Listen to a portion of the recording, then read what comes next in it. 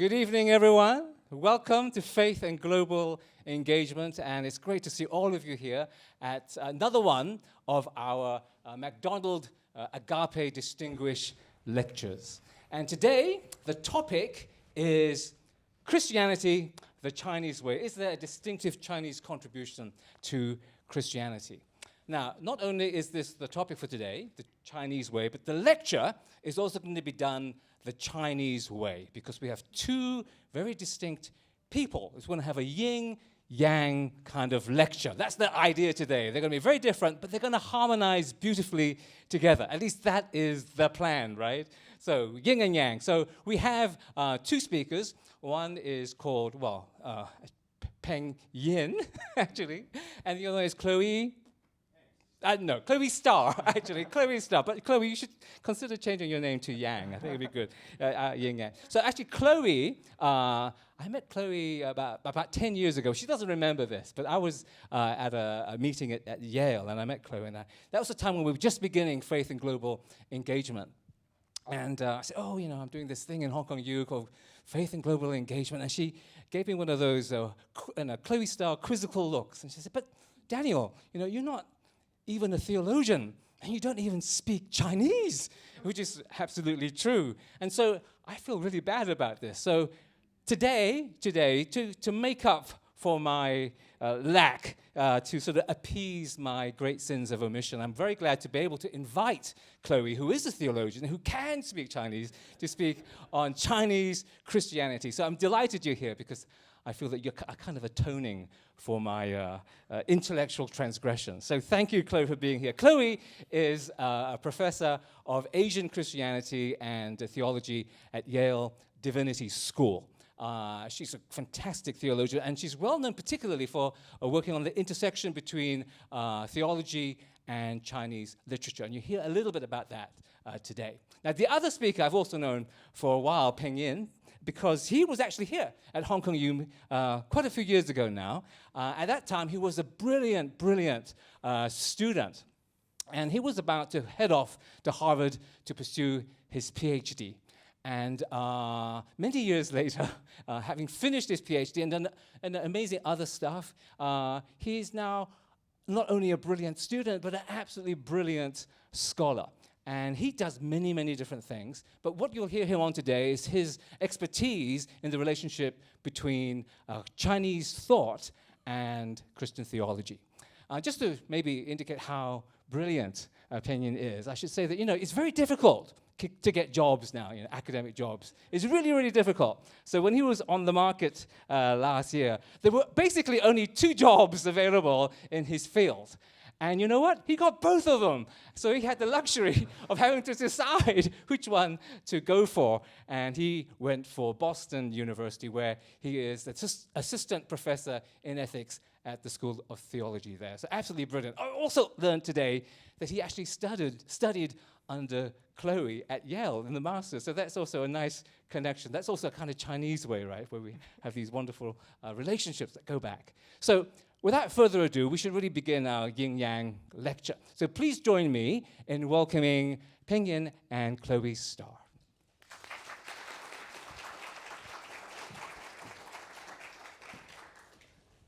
Thank you, Daniel, for that wonderful introduction. My former professor is here. The person who brought me to faith is here. A lot of my former colleagues and professors are here. So I have to be very reverent and stay to my script. A decade ago, I was sitting where you sit, listening to the wonderful mathematician John Lennox reflecting on the relevance for God for human life. I could still feel the intellectual energy, the electric charge of the room, an energy that filled my own studies over the past decade. So I'm deeply moved by the persistence of Daniel and his colleagues for making the question of faith central to the work of this great university. One reason why I stayed as a Christian is the sense ensued me by occasions like this, the sense that Christianity is not a fearful faith. It is not a fragile thing that has to be sheltered from hard questions or protected from ambivalent domains of human life or neatly separated from other religious systems. It can confront anything. So our question today Is there a Chinese contribution to Christianity? Is both grand and intimate. The topic is grand because the shape of Chinese Christianity, which is one of the largest Christian bodies in the world, depends on this question. The question is also intimate because it relates very concretely to how Chinese Christians make munate daily decisions, how to practice filial piety, how to relate to the government when they are religious minorities. I remember my own torment immediately after an intense conversion during college. I felt that becoming a Christian meant that I had to repudiate everything Chinese. I still live with a regret for the last years of seeing how Chinese culture might imbricate my faith. Our question today is nothing new. In the 16th century, the debate about whether or not Confucian rites are acceptable for Chinese converts became the most acrimonious debate in Europe. The negative papal pronouncement at the conclusion of the Chinese rites controversy led to the massive expulsion of Christian missionaries. Any Sino-Western relationship was halted until the violent re-entry during the Opium War. In the 1920s, during the May 4th movement, the popular slogan, "One more Christian, one fewer Chinese," dramatically expressed the perception that Christianity was nothing less than a handmaid for European imperialism, or a retreat to a backward old view, or a betrayal of the Christian cultural basis. So I want to make 3 arguments today to show not only that Chinese and Christianity are compatible, but that Christianity has a lot to learn from the wisdom of Chinese culture, just as Christianity has done from the very start in its dialogue with Greek and Roman philosophies, in the very formulation of its basic doctrines. So, the first question is on human nature. If you think about this question, the most commonly perceived difference goes something like this. There is this optimism in Chinese culture and pessimism in Christian culture. Christianity holds a doctrine of original sin, thus bankrupting human moral agency. Confucianism, by contrast, thought of human nature as intrinsically good. This positive assessment in Chinese thought is judged variously. Some missionaries thought of it as pride, overestimating human power, and European Enlightenment thinkers praised it for its freedom from superstitions, from this notion of hereditary sin, thus maintaining a coherent basis for ethics. So yes, under some exaggerated account of human sin, our moral life can be overtly focused on self-abasement. We spend too much time declaring our moral impotence. We can be too preoccupied with the purity of intention, too dejected by the portrayal of moral life as a process of unremitting struggle between flesh and spirit. We can be held back from imagining a picture of moral progress. But there is a more insidious danger. Judging human failure as a universal, inexplicable phenomenon can mystify the particular fault by particular agents. So for example, some theologians look back at the history of racism through the Augustinian lens of lust for domination, as if this is a universal condition. But what is missing in this picture is the messy material reality that propelled people to invent the idea of racial hierarchy to justify violence and exploitation. So Chinese thought can enter here by providing a more complex picture of human moral power. Mencius, for example, focuses on our intrinsic orientation to the good and connects that to our connection with heaven. Here is one memorable passage. 尽其心者，知其性也；知其性，知其天者。存其心，养其性，所以是天也. The one who has strived fully with one's heart knows one's nature. When one knows one's nature, one knows heaven. By preserving one's heart and cultivating one's nature, one serves heaven. The path to knowing and serving heaven is via this route of knowing our own true nature. We're born with incipient goodness, born with the seeds of benevolence, justice, ritual propriety, and wisdom, 仁义礼智. So our whole life task is about nurturing these incipient seeds of goodness. Augustine, here again, he's a person I revere, and I read his confessions devotionally, but here I'm using him as a version of Christianity that might be problematic when exaggerated. He once illustrated the notion of human sinfulness by telling a story of stealing peaches without actually wanting to eat them. So sin is gratuitous, as evident in people's desire to do bad things, not to gain something, but for its own sake, to enjoy the chosen evil with accomplices. But Chinese philosophy, Chinese thought, by contrast, don't resort to mystery to explain human badness. So another pivotal Confucian text, Xunzi, talks about human badness in terms of 恶, right? Evil.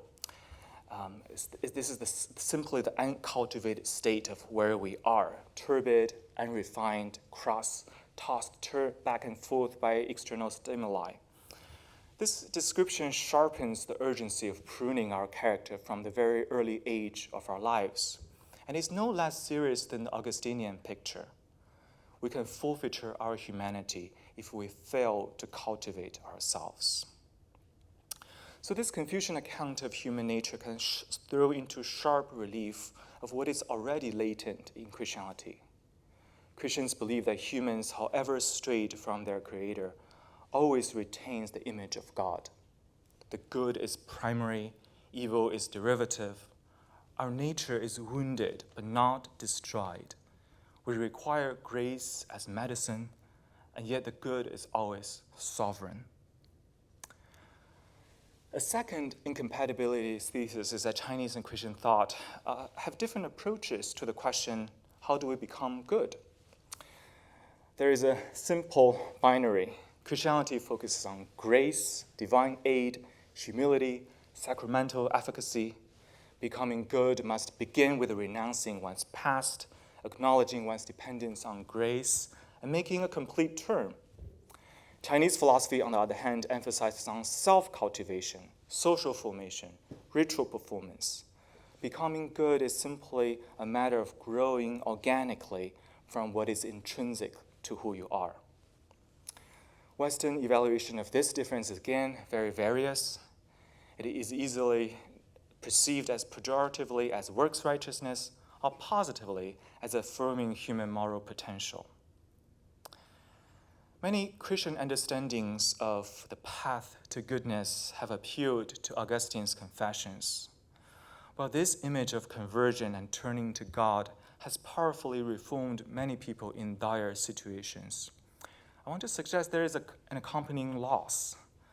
What is lost is an understanding of conversion that begins with marveling at the good at hand, a faint grasp of the truth, a dawning awareness of beauty. Incipient experience of truth, goodness, and beauty can carry one to desire the highest good, which Christians understand as God. So a Confucian account of converting to Christianity might look like something like this.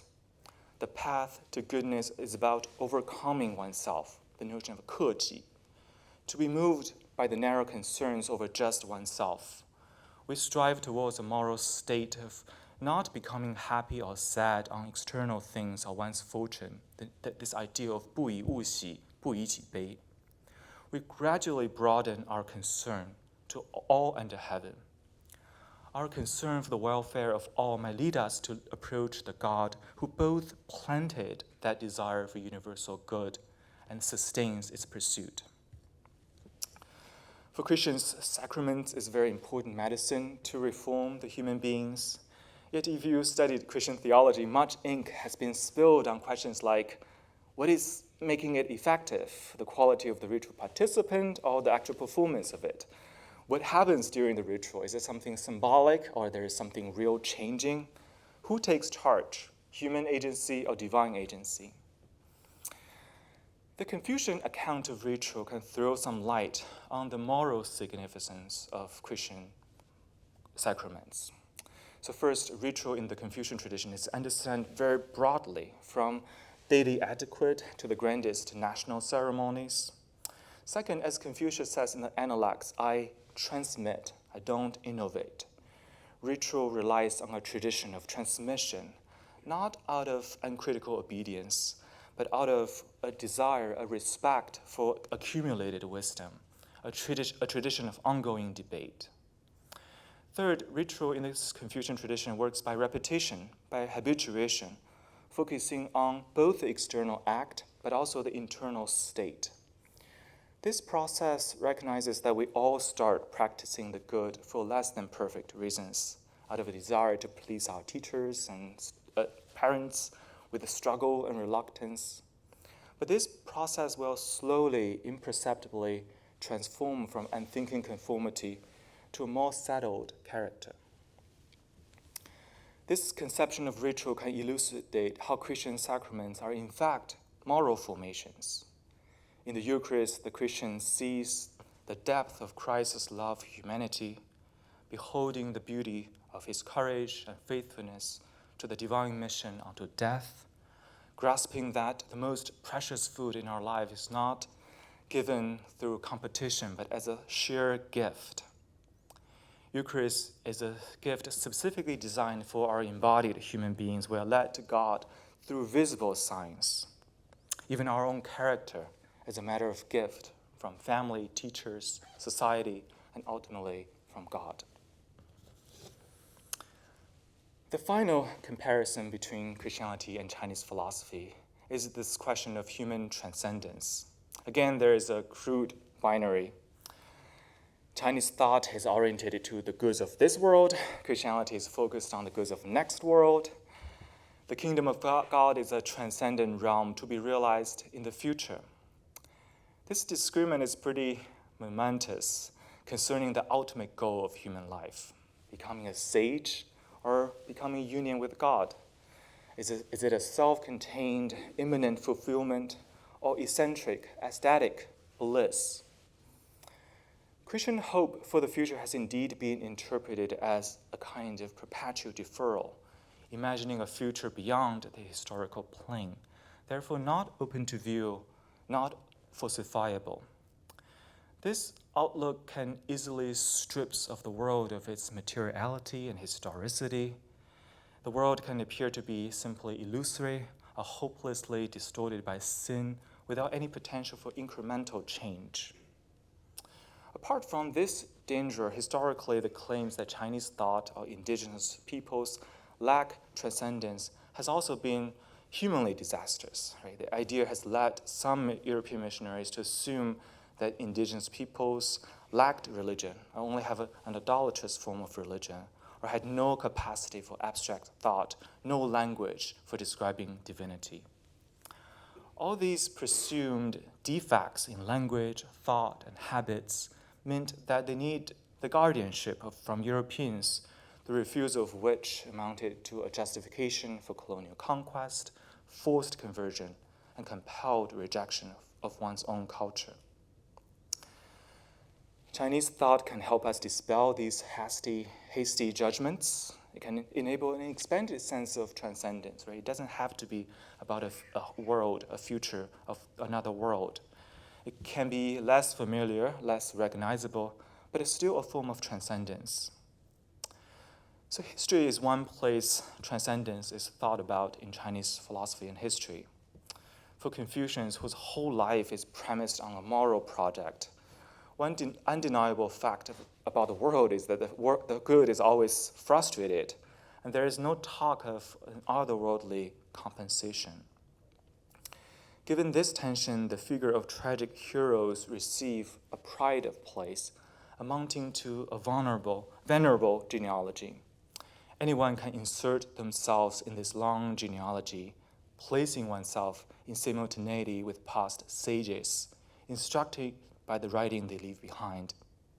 So writing, this particular form of permanence, especially in the genre of protest, expressing pent-up emotions, elevates an image of the sage not in equanimity, but in anger and righteous protest. So writing becomes a potent action against the awesome power of fate. So writing stays. The empires rise and fall, but this venerated genealogy remains forever. Confucius might never succeeded in reforming a living ruler, but he is described by Dong Zhongshu as an uncrowned king, 肃王, uncrowned king, forever shaping the basic sensibilities and cultures of a nation. China's first book of historiography, the Record of Historians, 史记, is filled with these stories of uncrowned kings whose powers lasted despite their failures during their lifetimes. 屈原, 左丘明, 孙子, 鲁不韦, Han Fei. This genealogy reflects a kind of immortality. It has a very powerful effect. It refrains from the meaning of history. It refrains from placing the meaning of tragedy beyond history. It enables atrocity or tragedy to become culturally thinkable, not explainable or excusable, but as material for self-awareness, for mutual recognition, for moral resource. The self is also a place of transcendence in the Chinese tradition. We're not self-contained bearers of interests. The ideal humans stand in a triad with heaven and earth, exercising enormous power. And this enormous power has now been confirmed by languages like Anthropocene, right? The self is a microcosm of the whole world. We are made up of the same stuff, same material with everything else. So the human relationship to the world is not one of dominion. It's not even one of stewardship, right? Stewardship still presumes the language of us as a separate entity, separable from the world and carrying about the world from a distance, from above. Human beings are instead porous, an organic part of the world. The world's pains and harmonies are part of the human destiny. Another place that's usually used to suggest the Chinese lack of transcendence is the claim that Chinese moral project favors a linear time, measuring life by birth, growth, marriage, procreation, and death, with family continuation as this political paradigm. The state is modeled on the hierarchy within the family. But within the canon, there are other temporal sensibilities. For example, a singular moment of hearing the truth can be experienced with a supreme meaningfulness. 朝闻道，夕死可矣. If I hear the Tao in the morning, I will die in the evening without regret. Even on the shortest day, even if one's life is cut short, one can still approach the unsurpassable value of Tao. So with these less familiar accounts of human transcendence through history, through a new sense of self, through a new experience of time, Christian imagination about the future can be squarely focused on the replete possibility of the moment. Christian spiritual life in this light is altogether an ordinary life, here and now. The whole point of the spiritual life is to be awakened to the depth behind it. In the three flawed contrasts with Christianity I've just named in the past few minutes, China has been misconceived in three ways. First, there are Enlightenment sinophiles like Voltaire, like Leibniz, who deemed the untranscendent quality of Chinese religions as a kind of panacea.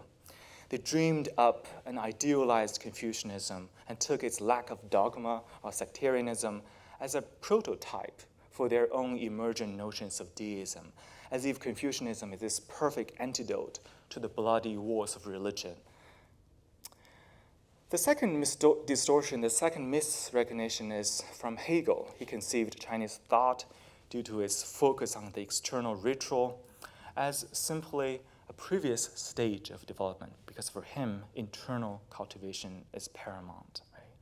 So China occupies this previous stage that Europe has already surpassed. And finally, the rival voices during the Chinese rights controversy concluded that Chinese thought is simply incompatible with Christianity. And I want to now suggest that all these three distortions, all the three views are still remaining with us today with dangerous consequences. The current new Cold War between US and China, I want to suggest, is the result of a particular permutation of the last two distortions I just named, from the second evolutionary view to the present incompatible view. The evolutionary views rest on this assumption, rest on a prediction that China will inevitably become more European or more American, democratic and liberal, once the people become middle class and well off. This is the impetus for Euro-American world to bring China back to the global economic order, for example, for joining the World Trade Organization.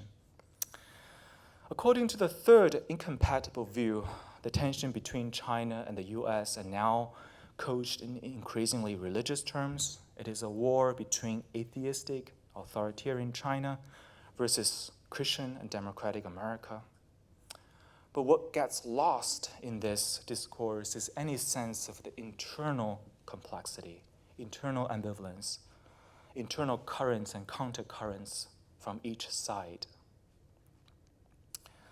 All the voices have been pressing against the Chinese Christian, anti-Christian movement, the missionary demand on dropping your Chinese culture, and the new Cold War discourse miss a large part of the deep affinities I try to recover in the last 20 minutes. In one sense, this is a talk for my former self, an intellectual confession of a formerly mature mind that couldn't do justice to the complex histories of both Chinese and Christian histories. And I hope what I said will provide some starting points for your own faith exploration. What I've done is merely to scratch the surfaces. Sometimes philosophers make the mistake of abstraction, reduction, and simplifying things. Unfortunately, the fearlessness of Christianity I've intimated earlier is also evident in Chinese Christian literature, which doesn't shy away from the ambivalence and contradictions of human life. And we have the most eminent scholar in this area with us, Chloë Starr, to now address the question from the perspective of literature.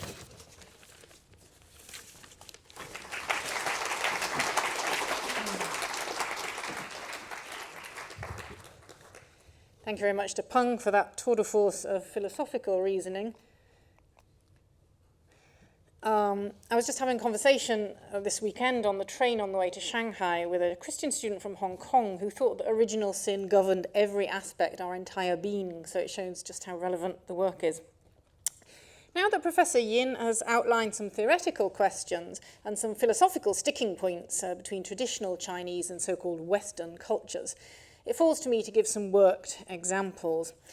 I'm not starting out today from these philosophical concepts of what it means to be human, or from religious ideas on how Christian theology or from anthropology have understood our human nature, but from literary texts and what Chinese Christian literature has had to say about being human and what matters to particular humans, whether they're fictional or historical. This includes both of our human nature and the human side of Christ's nature, which has been a matter of perennial interest to Chinese theologians and authors. So a quick digression to begin with. As you probably know, many Republican-era Chinese Christians were much more invested in a human than a divine Jesus.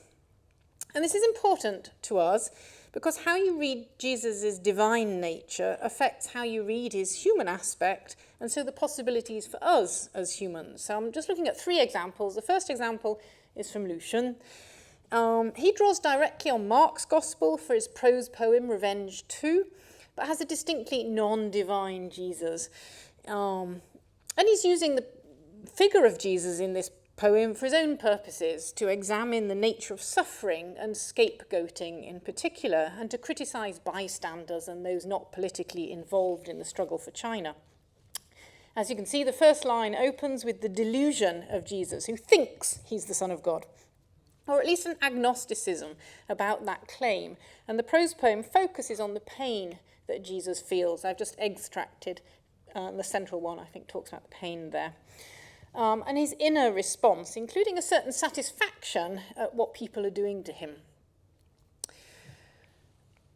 Jesus often shocks us by his actions in the Gospel, but Mao Dun's depiction of Jesus, just using Jesus' own words, can also shock us. In this remarkable prose piece, The Death of Jesus, yes, we just...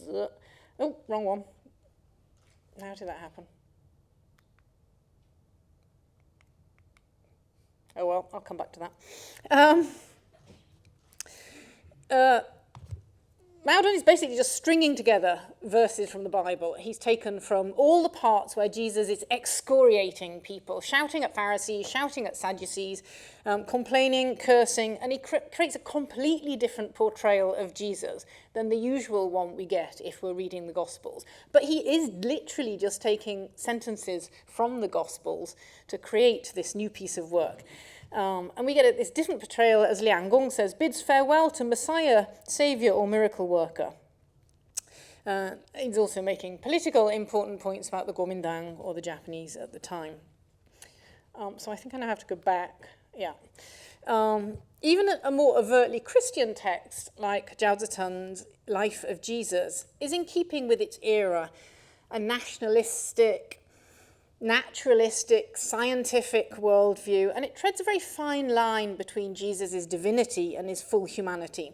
There's so much we could say about this really rich retelling of Jesus' life, but for now, you can see that Jesus is walking on water or feeding the 5,000, as well as the transfiguration and other miracles, are basically effects of light, or the distance, or the way that witnesses recorded what they thought they were seeing. So you get a lot of people said. People said undercuts the miraculous, but leaves enough leeway for some kind of alternative interpretation. So people said he crossed by sea, or people said the disciples said this, that, and the other. It's not so much that Christian writers in Zhao's time want to actually deny Jesus' divinity, but that his divinity need not entail aspects that bend the law of physics. So Zhao allows the possibility of healing miracles, but suggests that these come from the perfected nature of Christ. And we'll come back to this later. As Cheng Yongtao says, Zhao does maintain his Chalcedonian formula, but in a very Chinese way, where true humanity in some way is true divinity. But each of these three cases, I think, gives us, new questions and new ways of looking at things that we should probably take seriously. So on to the central focus of my talk then. The first part is methodological, whether we're discussing Christ's nature or human nature. Before we think about the question of what does Christian literature tell us about the nature of the human, I think the prior question should be, how does Chinese Christian literature tell us about human nature? And one of the things I want to argue today with respect to Chinese literature and theology is that genre matters. So just as the mode of philosophical reasoning that Peng was talking about affects or changes how we approach questions, whether that's being or God, the form of writing says some very interesting things about how we conceive of the human. So how does it tell us about humanity?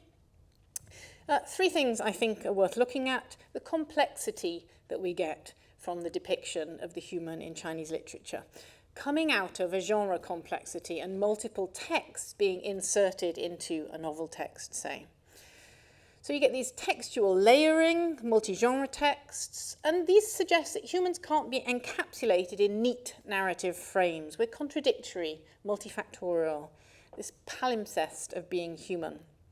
And also, Chinese genres expand theology, who does theology, where it's done, and how it's done. From the formal sort of propositional writings you often get, from the medieval scholastics, Aquinas and those onwards, into the everyday, into the world of Chinese literature. So I want to start with just a brief word about a text by Li Lanli. As you can see from the subtitle in Chinese, it's a spiritual archive of depression and also her cancer. It's autobiographical work. Parts of it look a bit like Augustine's Confessions. In it has narratives of the inner life, her inner prayer life, and her outer human life, and the imbrication of her life with the Psalms in particular. During her illness, there were times when she retreated into a wilderness, the place where there is only God. When she was very ill, she was cut off from the outside world, spent a lot of time unable to work, and basically just lying on bed and praying a lot. And the text is a mixture of this sort of philosophical reflection on the self and unmarked segueing into prayer, Bible text, and psychiatry texts. So you get these switches between narratives. You get switches of person. I mean, I think you can see this here. in the same text, you've got an I, me, and then suddenly you have Li Lanni speaking about herself in the third person. I worked in my doctoral work on Late Qing novels, and you get the same unmarked text shift there going on in classical Chinese between third and first person. You also get switches in the text between the voice going on. So you've got this standard, she's chatting away, telling you about what's going on in the psychiatry department, talking to the doctors and the staff, how little time they have for the patients. Father God, full of mercy and worthy of my trust, you guide and protect me. There's no, marking of any shift there, but you get this voice change going on. A third example, you get actual insert of old text. So the Summer of 91 piece is a piece she wrote as a child, much earlier, and then is, inserted into the main text. And then, as she says, taken from a short story of mine. So it's a sort of multi-genre text all included into this. We see exactly the same thing in Zhao's Life of Christ. You see the shifting first, third person, this unmarked move between external and internal interior narration. You can see biography as a sort of moral exemplar going on. And you can see that the chapter heading titles throughout the life of Christ, like Yesu Zhan, provide a kind of interreligious dialogue and a commentarial dialogue that provides a deepening and a layering of the text. So if you just look at the poems, if you don't read Chinese poetry, that's fine. You can just go ahead and read the chapter. But if you do, and you understand the connotations, you get this much deeper, richer version of the biography of Jesus. So, for example, in chapter 3, this excerpt from Zhengzi's commentary on the Daxue allows us to think about Jesus' epiphany at his baptism and his moral right to rule through that text. Or the Cherishing the Past at Shisai Mountain poem shows us Jesus as a liberator, tearing apart these iron chains, just as the iron chains sunk to the bottom of the river in that. Or in chapter 13, you see Jesus as a zhiji, as a soulmate, and that's from Zhang Zai's Western inscription. So this slide, they show that the depth of illusion that we get and allow us to interpret Jesus through classical Chinese texts and to have a different layering of philosophical understanding of Jesus as we do that. A third example that we can have of the expansion of theology, I think you can see in the works of Xu Zongzi, the Jesuit archivist at Xujiahui in Shanghai, who was the editor of the Shengjia Zazhi magazine, in which he wrote a lot of his own Biji notes. And he gathered them together in an actual single volume. And in this, you have various comments, just random jottings on life that he draws together. You see the mix of Roman Catholic, of Jesuit, and of classical Chinese sensibilities going on here. So, for example, his views on suicide are straight down the line Roman Catholic at this point, and he was very much writing for young people in his thinking on this. I particularly like this one, his discovery of a test the heartometer, a conscienceometer. And he's very glad that we don't see into each other's minds and consciences, or that, this is some sort of grace from God that allows us not to know what other people are thinking, frankly. It's a sort of Jesuit examen tool as well, I think, at some level. Another one he did, he takes his understanding of what it means to be human, the rule for being human, directly from classical texts. Again, the Li Yi that you see there.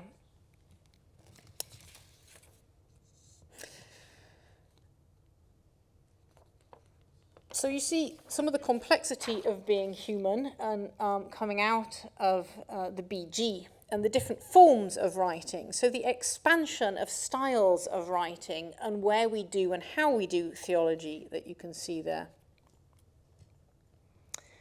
So the fourth type of difference going on here is the fictional authorial distinction. And in Chinese literature, we don't see this in quite the same way as we're told in Western literature. I don't know if you remember your first lit crit class at school when you were probably secondary school, high school, 12 or something. And the English literature teacher no doubt told you that you can't conflate character and author, or speak of a character as if they shared the author's views. In Chinese literature, that's not always true. And you can, to some degree, and authors very much play with this character, author, narrator distinctions. Shi Jiesheng is an author that does this particularly well. Everybody in mainland China has read him because he's in all the middle school textbooks. He's coming out of that post-Cultural Revolution. He, you may know, became disabled during the Cultural Revolution. And that Shungun literature, the roots searching and the crisis of the self. He's a remarkable and prolific writer, but several of his pieces are very episodic. You get snatches and disjointed parts of text to think about unitary humans. And I think his work showed us that the fissured self can't be contained easily in realist narratives. And the human in him, he switches very much. He switches between fictional and non-fictional, and the real author Shi Jiesheng appears in his fictional texts, and a fictional version of Shi Jiesheng appears in his non-fiction text. So my travels in Dingyi, I've been thinking a lot about recently, and we'll come back to it in a minute. But you can see him appearing. As I sat down at the computer, Shi clamoured in my ear. In the second excerpt, then, you know, is Shi Jiesheng another dream? Who dreamed of who? I, the narrator, the spirit narrator of the text. Ding or Shi, who's who? So very complicated moves between author and narrator and real author, and what it means to be human in fiction. You also see in Shi Jiesheng's writing the same kinds of questions coming up in his prose writing and in his fictional writing. Deep questions about the meaning of life that are configured in both historic, you know, his thought pieces, philosophy, and in his fictional work. And I think his non-fiction in some ways is kind of theological commentary on the fiction, on the belief systems. You get questions about what it means, the scientific worldview, against the myth-making of the storyteller. He's always on the storyteller's side. The storyteller is always a truer truth than the scientific truth about the humans. Our ability to deceive ourselves is clear throughout his works, and this sort of tension of unknowingness as well. Only the act of storytelling is itself the authentic one. But there's no clear division then between fiction and author, or between the questions he asks as an author or as a character on the nature of the human.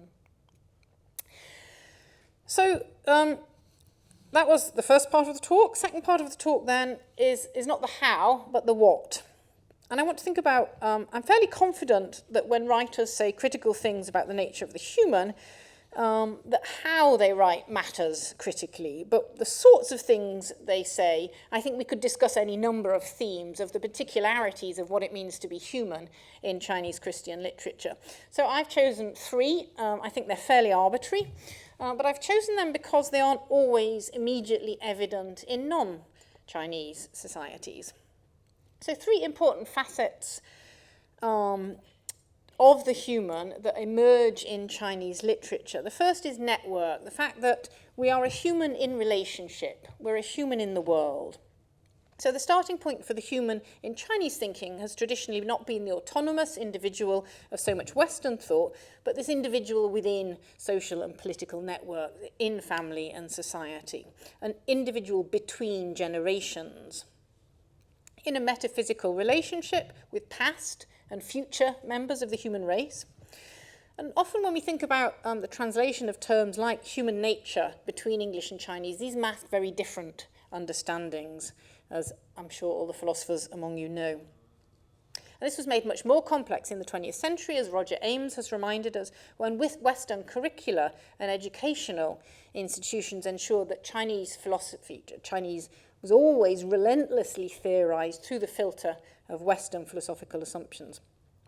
So if the individual then wasn't primarily envisaged as existing in relationship as a solitary soul looking towards God as in the classical West, but a this-worldly immanent, despite what Peng said, orientation, this does have an immediate effect on thinking about incarnation and salvation.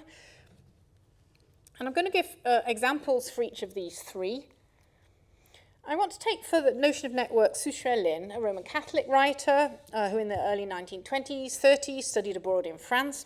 And she's a good example of these complex family relationships shaping individual choices, or the tensions between these perhaps. It's a novel about young womanhood in an era of national turmoil. And Christian themes, I think, have done nothing for publications or sales over the 20th century. But one of the most poignant is the different generational experiences of women that we see across the Revolution and early 20th century in the novel. So the depiction of Xingqiu's mother sets up two of the central questions in the novel. What it means to be a good woman and a family member in a context of the constraints and expectations of the prevalent social construct, and also the nature of maternal love. So Xingqiu's mother is this pure, almost too pure example of sort of kenotic self-giving. She's one of the many silent examples of Christ-like figures in Chinese literature and May 4th literature. Her submission to the cruel expectations of her, however, and the sacrifice of her own life stand in stark contrast of that of a daughter. And it raises a question of what is a morally good or Christian response to demands from others that we sacrifice our life, whether that's for our family, nation, or whatever else. One of the most positive aspects of the depictions of Catholicism in the book is an implicit lesson that what converts Xingqiu is not reasoned argument. She's adamant that though she can believe in God, she just can't believe in Jesus as God. But it's the embodiment of those Christ-like characters in believers, in other people, and the care of Christians for her. And it's a good reminder of the primacy of human relationships in Chinese society and the role of individual friendship in conversion. And it took an awful long time for Xingqiu to come to Christ in the novel, which again speaks back to some of the questions that Peng was talking about. And, you know, she's quite clear she didn't actually believe at the point. Baptism precedes belief. We can see various other anonymous Christs or pseudonyms of Jesus in the literature of this period. She's also a human in the world, and in Lu Tian, a prose work, non-fiction work, we get more insight into the novel, and we see how Su Xuelin, how earth and belonging within the human nature, she's really prescient. It's quite an eco-text, well ahead of its time. She anthropomorphizes flowers and such things, and, you know, talks about trees not being able to breathe in the heat. You have a whole chapter of talking insects in the world and such things. The second thing about networks is the importance of friendship. And you see this in Beitsun's novel, The Baptizing River, where the anti-hero, his belief in his own self-containment outside of networks is one of the things that destroys him. And the first thing after his conversion is he goes and converts his friend. He goes and tells his friend about Christ. So the importance of friendship and networks there. So another point is the perfectible nature of human nature in Chinese thinking. Staying with Beitsun here, you get both a Confucian perfectibility in literature, we saw that in some of the early texts, and you also get this evangelical Christian version in Beitsun. In this novel, the hero is a total awful person. He, you know, attempts fratricide and patricide, and in sort of sociological language, he had terrible adverse childhood experiences that would explain some of this.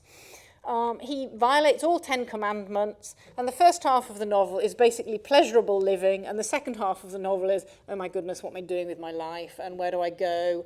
And Chinese critics hailed this as one of the very few sort of works looking at the inner self of a human life in the early 90s. And then eventually he falls into a river at the end and has this kind of baptism going on.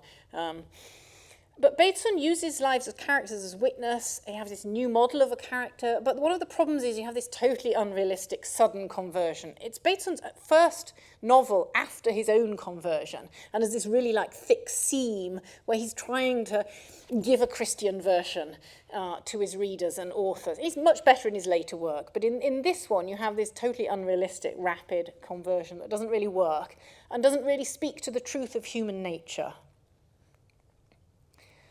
My final point is on the nature of the soul, and I think you get some really interesting configurations of the soul in Chinese Christian literature. So in Shi Tiesheng's My Travels in Dingyi, I think he's drawing slightly on Li Tosheng, on Watchman Nee's trichotomous soul here, and you get these complicated body-soul relations and body-soul disparities. The soul is basically squatting in a human in this novel, and it's in conflict with the I, the me. And there's a question of whether I die. If my spirit dies, do I die? What happens there? So again, he's still thinking through the nature of the soul. The novel is the biography of an incarnate spirit, literally a re-remembered. So this person this spirit started in Adam and has been travelling through people ever since. He's gone through Shi Tiesheng and then he gets to the character Ding Yi. So you have a migrating soul through all of humanity. And the questions of personhood, cognition, the different parts and voices of the human self are here. Yeah, there's a joke about at one point where I'm leaving you, my body, the character, for slightly better prospects. And then the character slowly realizes, hang on, if my spirit goes, I die, don't I? The other thing about the soul is the sort of dream world. And in his earlier fiction works and in some of this later fiction, you have a sense that dreams give us truth. In dreams are some deeper reality that we need to acknowledge as humans. Dreams are where the soul does its work. They're the jurisdiction of the soul. And we return to the origins of the life there. Humans who need proof don't need proof in their dream world. They understand things intuitively. So to conclude, since I realise I'm sort of, heading us out of time here, even though the start was late, the question we started was, is there a distinctive Chinese contribution to Christianity? Yes, is my answer. So at this point, I'd like to thank everyone for coming and say that I'm looking forward to your views on this topic in the Q&A. Thank you.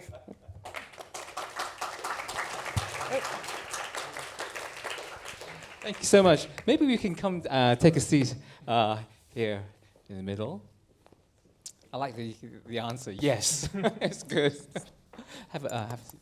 I'll have a seat then. You should be in the middle. I should be in the middle. I don't know. I feel like I'm splitting yin and yang. But anyway, I will do that. So we're going to have a time for Q&A now. It's a very rich stuff. There's a lot to think about. So thank you so much. So I'm sure you have many questions, but we always have an ABC, how we ask questions at a Faith and Global Engagement event. A is please be articulate. So please formulate your question and wait for the mic and articulate your question clearly so we can all hear it. A. B is be brief. So this is not a time for you to give your 45-minute, 3-point sermon. This is a time for a really short question. So short and sweet, please. And then C stands for be centered. Please focus on the issues that were presented this evening in the talk. So A, B, and C. So you can be thinking of your questions. But I will ask the first question, maybe, because I have something that I want to know. So, we talked a bit about, how Chinese thought can sort of mesh well with Christian thought. We've talked a bit about how Chinese literature expresses distinctive elements, right, about the Christian view in Chinese thinking. But how does it manifest itself in the church in China? That's what I'm thinking about. How does it show itself? Or does it show itself? Or is the church in China still not distinct, as it were? And we're just thinking here about literature and about, philosophy. So that's my question. Is it distinct in reality? I guess which church would be my starting point here. Yes. There are many churches in China of all different persuasions, of across the spectrum. Do people read Christian literature in the church in China? Some. Does it affect how they think? I think that the church is still slightly in captivity to Western thinking. I think there's a disjunct between what most people in the pews think and the theologians like Zhao Zicheng, like others, who've explored both the Chineseness of their work and Western forms, or non-Chinese forms.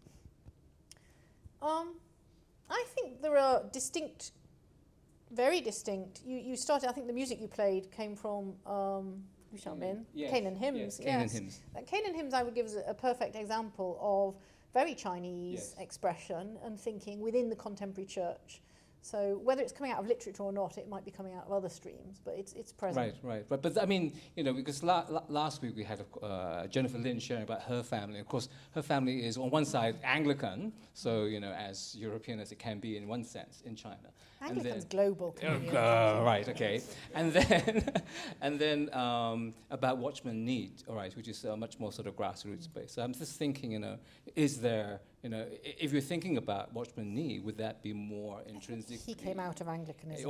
You also affected. So this is an interesting question for me about whether there really is a distinctive character. What do you think? And that's where getting nerdy about theology really matters. I do think there is a hyper-Augustinian sense that becoming Christian, what? Augustinian, Becoming Christian means renunciation of your past. Your life is split into two and everything is new, as if you can't claim any sense of continuity.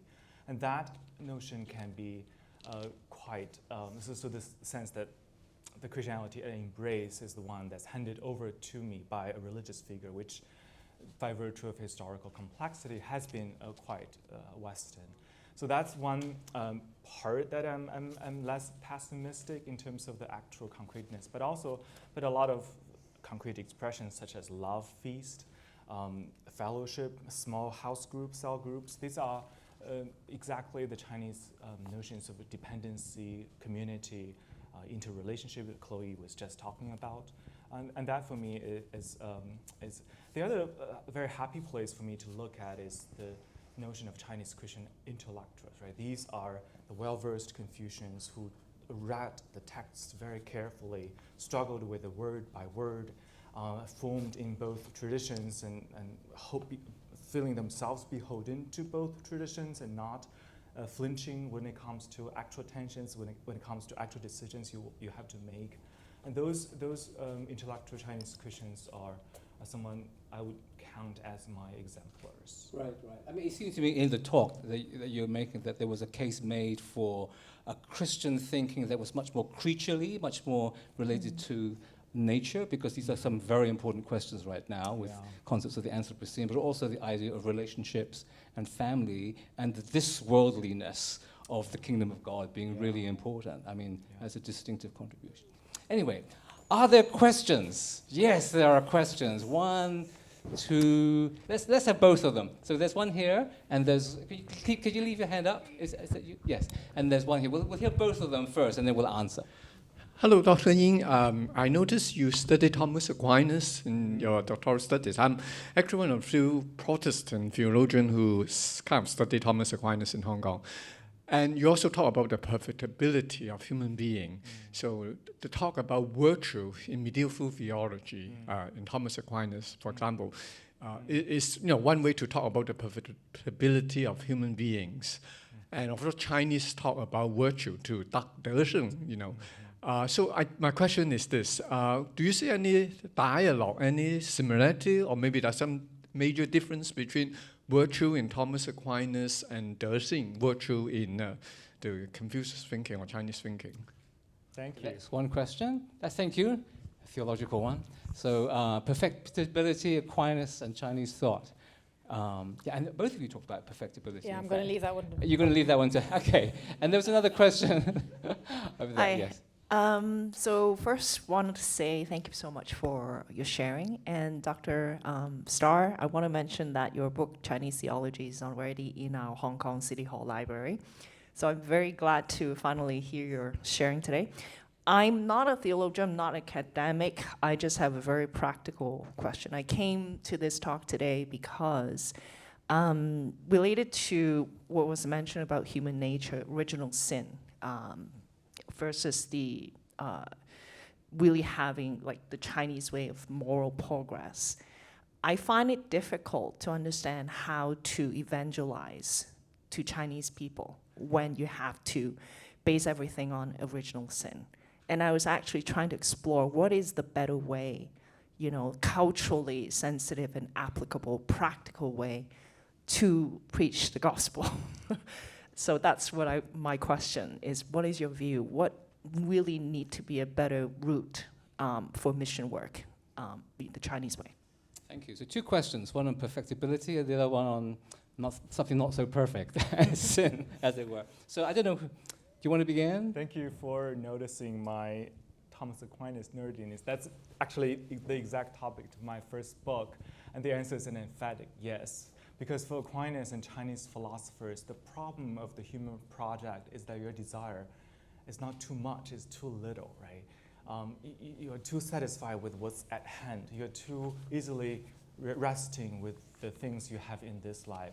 So the entire human project is about tasting a little bit of here, tasting a bit of there, and simply enlarging your desire so that eventually either we're ending with the tianxia, with the sagehood, or with the ultimate union with God. Thomas is very clear on God creating a radical openness, a radical desire for absolute good and absolute truth. So that kind of trajectory is very Aristotelian, right? If you think about ethics, you have to think about your end. If your end, you can't get that right. If your end is, if you don't have a fundamental orientation to the good, how else do you talk about ethics, right? So I would answer by saying yes to this coherence between the two. Right, and do you want to take the other one on? I'll take part of the other Okay. one. So I don't work at the coalface of speaking to other people effectively. I teach students who hopefully go and teach others, or we train priests at the seminary. So for me, it's about getting texts from Chinese Christians to preachers and future teachers and leaders and preachers so that they have at their hands, at their fingertips, Chinese Christian writers and thinkers who have done that work. So it's partly curriculum and syllabuses in seminaries and making sure that our students are literate in Chinese Christian history and past. I find even at Yale, I have a lot of students from Japan, from Korea, from mainland China, and none of them have ever read their own traditions.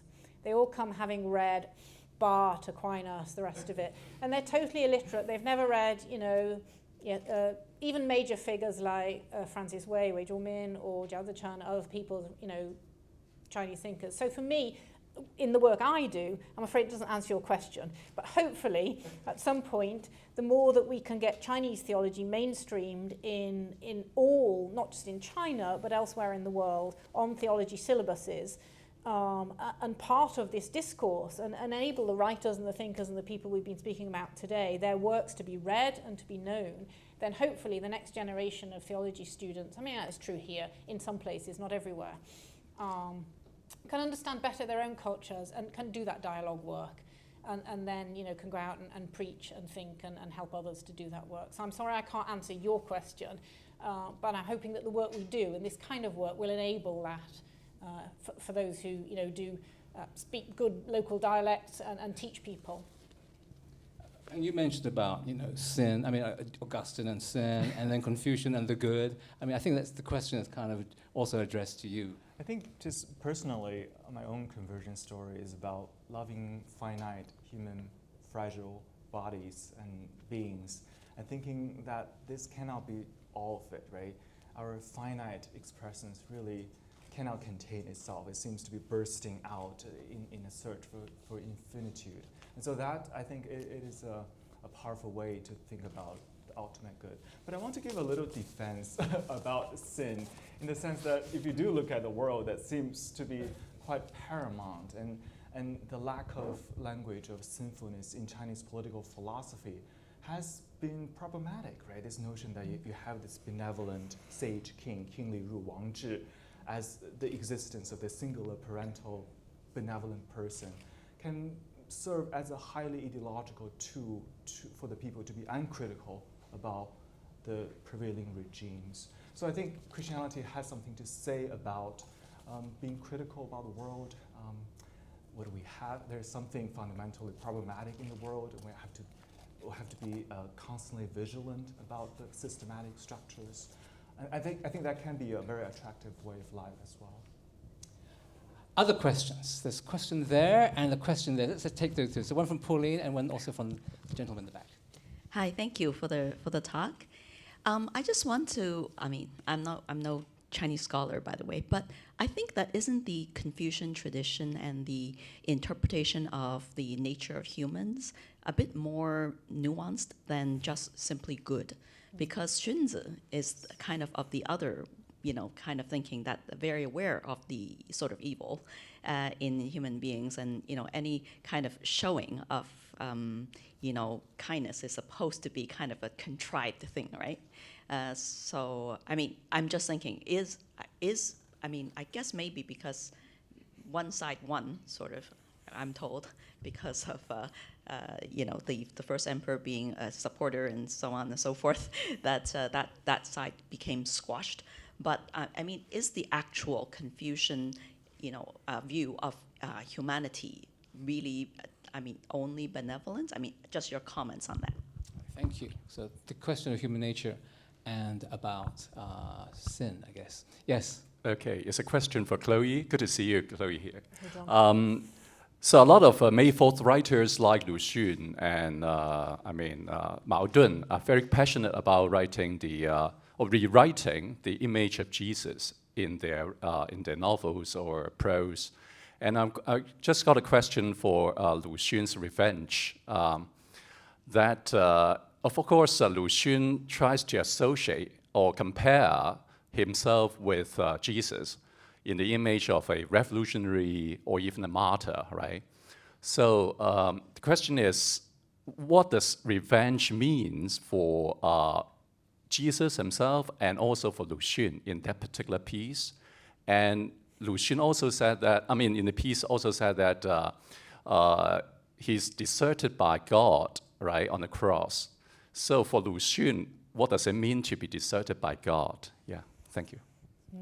Okay, all right. So actually these questions are really about the complex nature of human nature in many ways. So do you want to begin on the one, on the first question? I think it was addressed to you in a way. I think you're absolutely right. Yeah. There is internal debate and complexity, and that's part of my task is to recover that debate, right? So for Xunzi, the problem is really, it's so crass, so responsible, immediate stimuli you have put here and there. So you need rituals to give shape to your life, to give some meaning to your massive realities.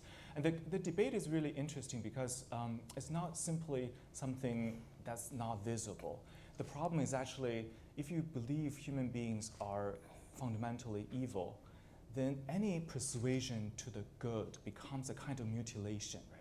You must really cut off some part of who you are in order to become the good. And that's not a very powerful way of convincing the good, right? Humans as subjects wants freedom, wants to flourish their inmost beings. So to say that you must erase all your entirety to become good, for Chinese philosophers, are simply incoherent starting point.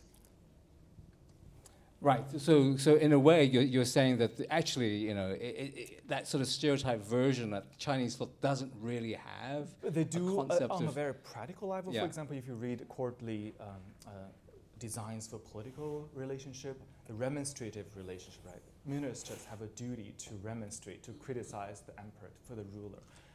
So in practical designs, there are checks and balances within Chinese history that show these people are very conscious about human deception, shenanigans.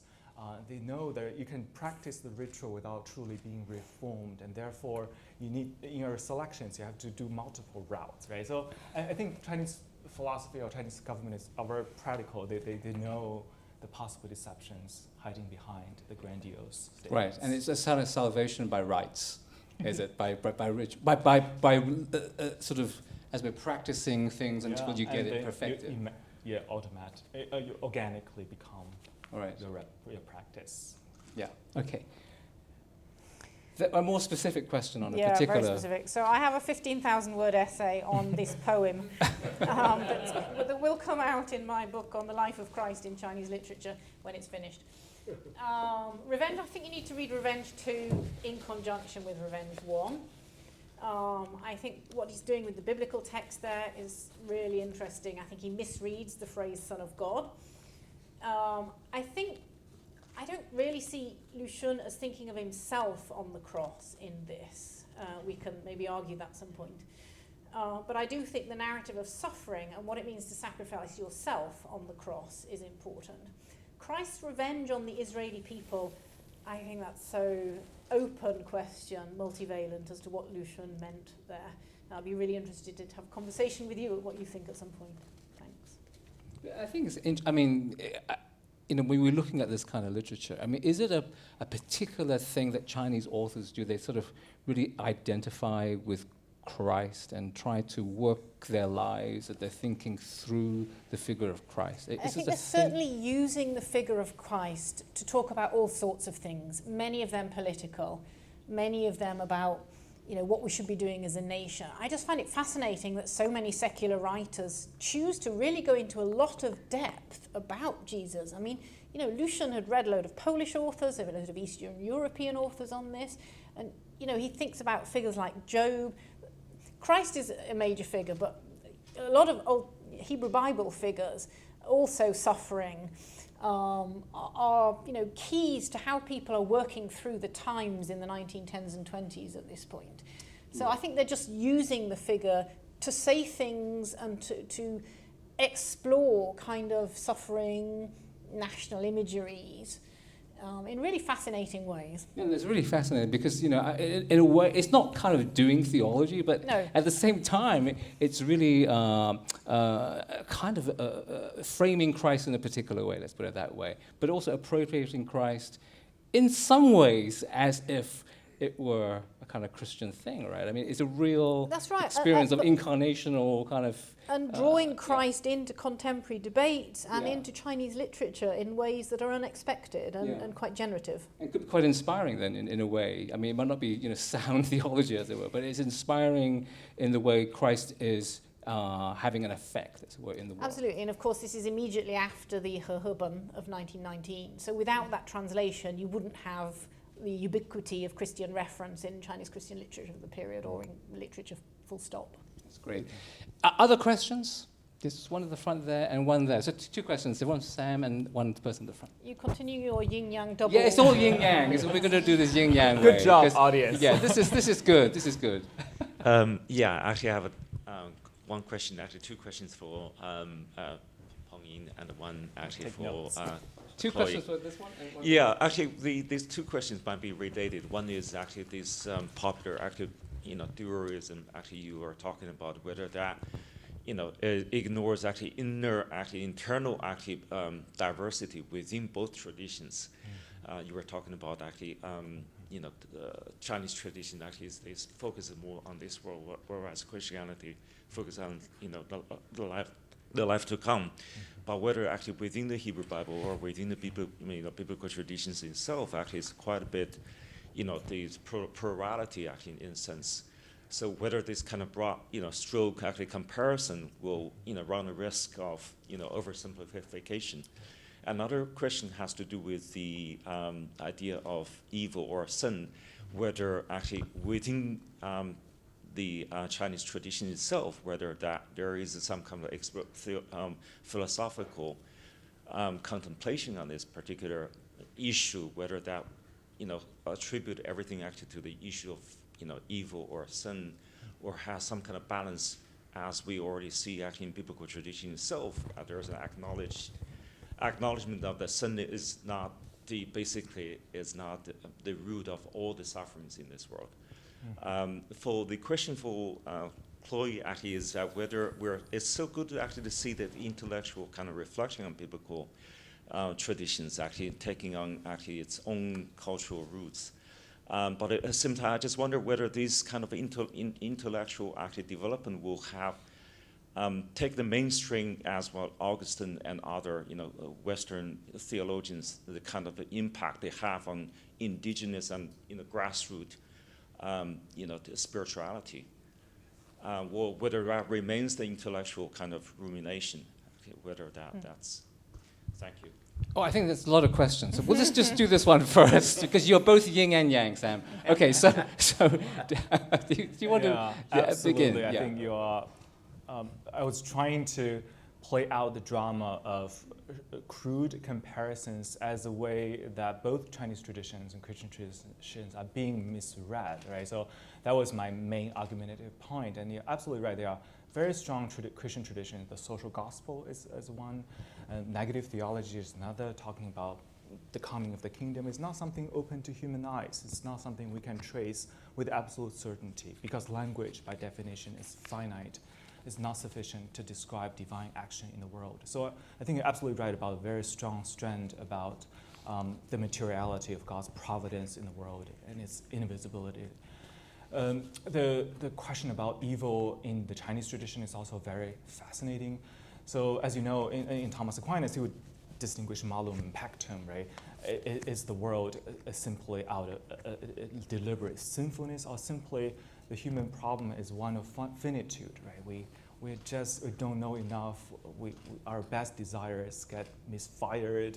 We can run over our dear loved ones, right? There's a tragic dimension within Christianity. I think that tragedy is also found in Chinese traditions. The mere fact that the most brilliant student of Confucius died early, the mere fact that Confucius, the sage, never succeeded in his lifetime, the mere fact that most heroic scholars die young and never amounted to overarching shape of the society. And I think that is the Chinese way of speaking of evil and finitude and tragedy of the world. And I think that's very solitary to describe the human world. In a way, thinking kind of Christianity East-West kind of thing, that kind of binary has its own. I think that's a problem. I think that's what Sam's trying to say. Has its own problems, right? And that makes something that is very complex. And already, actually, in a lot of other, as you were saying, a lot of other theologies, or even, because when we compare things with the West, we're talking about a very modern West, right? And a much more individualized West in this thing. So, when we think back, actually, this binary comparison is not sometimes such a helpful thing, except to understand the ideological issues that you raised at the end about our politics, right? How these binaries have been used politically to differentiate cultures, peoples. Do you have any comments on that? On which? On this question we're asking, or do you want to? No, I totally agree that in both sets, but now academics are deconstructing binaries left, right, and centre, and this is the way forward. And I think that's what Peng's talk was trying to do, was to say, look, this is how it's been seen, and this is why it's problematic, and let's get beyond. Yes, and I think you were trying to say the same thing too, looking through literature, but at the complexity of things, right, and genres. I was learning from that actually, when we do theology, it is a little bit like a collage of genres that we have to try to learn from. It's a different way of thinking. Well, that's right, and I think the greater multiplicity of generic possibility in Chinese literatures speaks more. We find new things about Jesus, about the Bible, about textual traditions, about reading through that than we can if we just stick to the academic essay as the main mode of doing theology. Right, indeed. So, of course, Sam had another question for you that you wanted to answer. Do you want to have a stab at that? I can't remember what it is now, actually. It was such a long question. I think be brief. Just asking whether these intellectual kind of development will remain the intellectual, whether that can become an impact in mainstream, spirituality. Right. Will it actually trickle down, as it were? Hope so. Okay, short answer. Good. So, do you have a question? Yes. Could you put the gentleman had a question? Yes.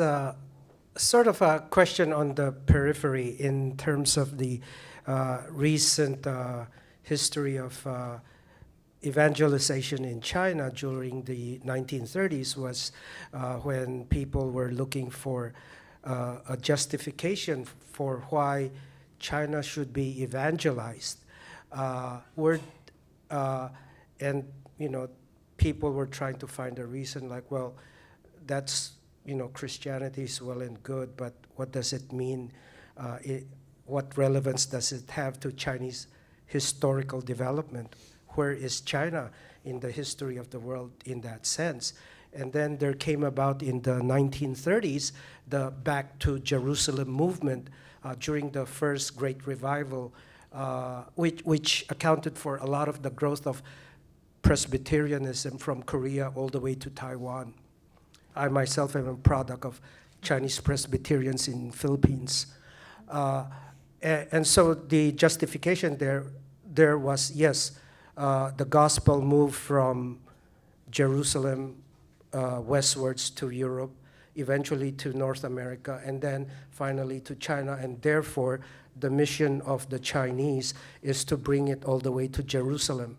So I wonder if you could add a little bit to that. Were there like intellectual academic writings to justify this, to give the, raison d'être of why China should be evangelized? What role does China play in the bigger picture of God's mission or gospel for spreading the gospel to the world? Intellectual, philosophical justification for that. And then sort of a side question to that was, a lot of the, communist advisors to the budding Communist Party back then in the 20s were actually Russian or Soviet Jews. But how come in the official religions of China, you have Islam and, of course, Buddhism, Taoism, Roman Catholicism, and, the Christian Protestant faith. But Judaism was never made an official religion. So kind of two similar but, distinct questions. Thank you. How should we understand China? So I'll It's take that Christianity one. and, yeah. Certainly, the Back to Jerusalem movement and the sense of China's role in world evangelism was a thing, but it was a minority stream for much of that period. The majority view was 救国, national salvation. How is China to be saved? Saved from imperialism, saved from the depredations of the last since 1840s. And so building a new nation was the mainstream thinking among many Christian writers and thinkers throughout the 20s and 30s. And then life got very complicated during the Japan War. And all people pulled together, but Christianly there was a shift in ways of thinking. On the Judaism-Christian, as you know, Kaifeng Jews, very interesting history in China, but percentage-wise so small as to be just not a majority force in the way that Islam, Roman Catholicism or Protestant were. I mean, the numbers are tens of thousands rather than millions. So I think it just never had a foothold in the recognition stakes at that point. I guess China's only wants to deal with large numbers, and rounding errors are not an issue. But there were many. Lu Xun was very interested in Judaism and Judaic thinking and writers, especially on the East European side. So it's not that there was no interest, but it didn't make it, as you say, in '49 to one of the official ones. No, It didn't become official. Do you have any comments? Just a theological clause that China has been blissfully freed from this notion of election, or one person being elected to carry out this special mission, precisely because the persecution has been so severe. Your notion of providence cannot be a Constantinian's way of triumphalistic enfolding of the kingdom, right? So I think that's a contribution to the world to think about the persecution as a showing of God's invisibility, right? Except for there is a strong strain coming back in now, especially through the Chinese American church, of the Chinese church, the Chinese American church, as being a beacon to the world and the movement forwards after America's falling and is due to fall because of its sin, its wrong, its everything else, and the rise of the Chinese Christian church is the new norm in world terms. So I think that strain is certainly present. It's certainly coming back. It's complicated. Okay. It's complex. Let's just say that.